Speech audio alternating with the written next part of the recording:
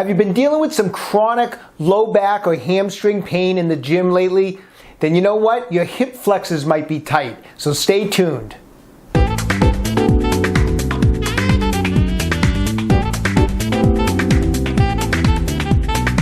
Hi, I'm Dr. Joe DeMarco, chiropractor and owner of OcraMed Health, and today we're in the office, we're talking about tight hip flexors and the problems that they oftentimes cause. You know, a lot of times in the gym, chronic pain in the lower back, chronic pain in the hamstrings, you know, we overlook the fact that these problems can be the result of tight hip flexor muscles. Because the pain isn't in the hip flexor area, we overlook it, we're stretching our lower back, we're stretching our hamstrings, we're missing the real cause of the problem.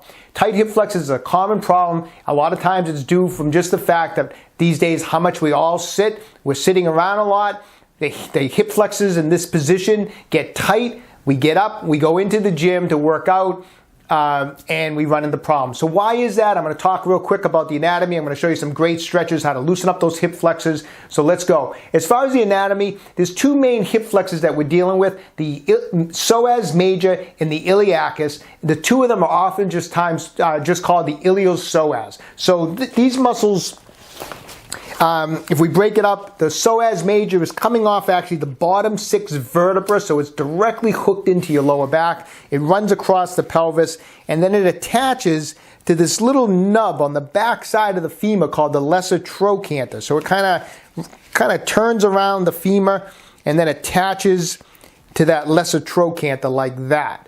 The iliacus also attaches into that lesser trochanter of the femur, which is that little spot right here. But instead of coming off the vertebra, it comes off the iliac crest down here. So both are coming from this area, the lumbar spine, the iliac crest, and they both attach into the lesser trochanter, which in a normal standing position is actually posterior. Keep that in mind because when we go over stretching the hip flexor, I like to have the femur rotated so that that lesser trochanter is in an anterior position, so it lines the muscle up in a better position to stretch it. So when we go over the stretches, keep that in mind. That's why we do it.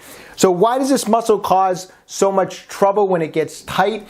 It's because when for two reasons. One is in regards to the lower back. When the hip flexors, the iliopsoas gets tight, because it's directly connected into the lower back, it's going to pull on the lower back. So when we're standing up straight, the hip flexor muscles are in a tighter position, so they're going to put pressure onto the lower back, can cause low back pain in that position.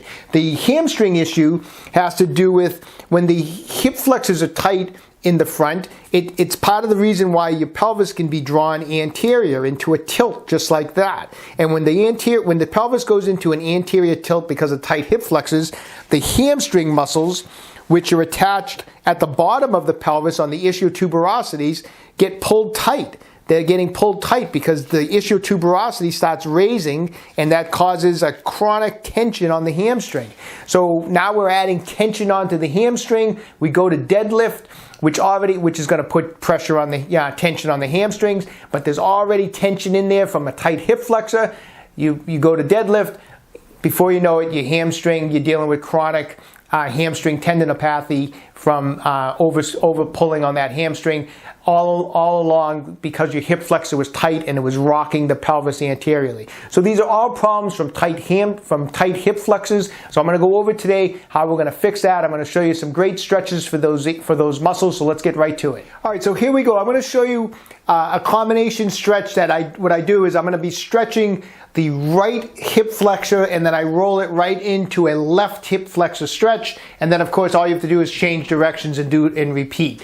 So here we go. First off, I'm just going to get next to a chair or a table. I'm going to be stretching my right hip flexor on this first part of the stretch. My leg is going to be up on the table just like this.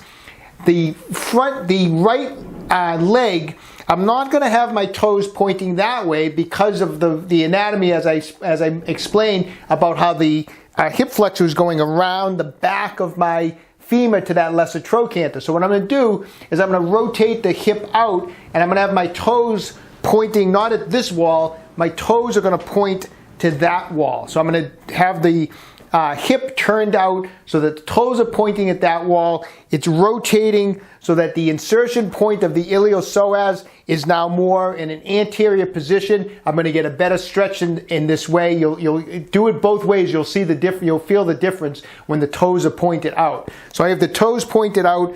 I'm going to now square. It almost wants to pull me this way, but I'm going to square my shoulders forward. I'm going to put my left hand on my left knee, and my right hand I'm going to stretch right up towards the ceiling. And the reason being is if you do hip flexor stretches with your shoulders down, you're shortening the muscles, so you really don't get a true stretch. Because as I mentioned, the psoas major portion is attached to the lower back and to the spine. And so we need to be standing up straight. So if you're doing hip flexor stretches leaning forward, you're not getting anything out of it. Okay, so I'm standing up straight, left hand on left knee. Not only am I going to stand up straight, but I'm going to take my right hand and drive it up towards the ceiling. And I'm going to stay in this position. Now, if it's a workout day and I'm doing this right before I deadlift, I'm only going to hold this stretch for maybe 10 or 15 seconds 3 times.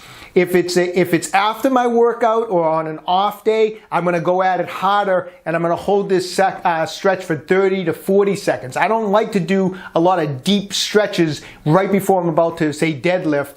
I keep it lighter on the stretching right before, but afterwards, when I want to really try to work on loosening this hip flexor up, I'm going to hold these stretches for longer periods of time. So keep that in mind also.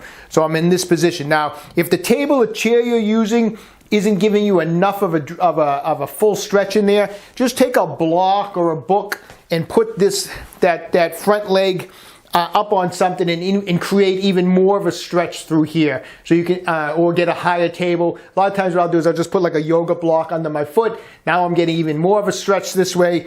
Like I said, the toes are pointed here and I'm stretching right up at the ceiling like that, okay? So that's the right hip flexor. So while I'm in this position, facing with the table the way it is, I'm gonna switch to a left, instead of a right hip flexor stretch, I'm going to stretch to a left hip flexor stretch by bringing my right leg forward and the left leg back now. Now, keep in mind, look at my back toes.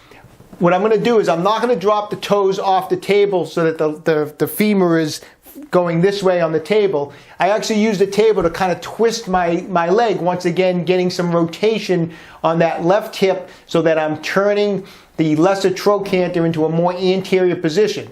So I have the foot on the table, so it's actually causing some rotation into that left femur and hip.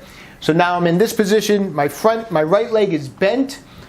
I'm going to sink in as deep as I can. I'm going to try to keep that torso up. I'm going to have my right hand on my right thigh. And again, the left hand is going to stretch right up towards that ceiling so that I'm staying up straight. Once again, we don't want to be doing this. If you're doing this stretch in this manner, you're getting nothing out of the hip flexors as far as stretching, because I'm dropping my torso down. The hip flexors is shortening. I want to stand up nice and straight, and I'm going to stretch that hand right up to the ceiling. Once again, same thing. If it's right before I'm about to go into the gym to do some deadlifting or something like that, these are only going to be held for 10, maybe 15 seconds. After my workout, 30 to 40 seconds. Off days when I want to do some more hip flexor work, 30 to 40 seconds. Usually I do 3 sets. So I would have done 3 on the right. Now I got the leg up on the table and I'm doing 3 on the left. So that combination is going to hit the right and the left. And then of course you just turn, face the other way, and just go through those stretches facing the opposite direction. All right, so there you have it. Get working on those hip flexor stretches. Go at it aggressively, work them every day. Like I said, before a workout, keep the stretches short. After the workout, hold the stretches longer. I would go at it every day for the next 30 days and see if it's helping your chronic low back or your chronic hamstring discomfort. A lot of times it's just tied into those tight hip flexors. All right, exercise programs, mobility plans, our new shock release instrument, our new Core Flex ab roller. It's all available on my website, www.OcraMedHealth.com. When you get some time, check it out. Also, questions about exercises or injuries, just leave a comment in the comment section below. I always get back to everyone who writes in. And don't forget, OcraMed Health is here to keep you fit forever.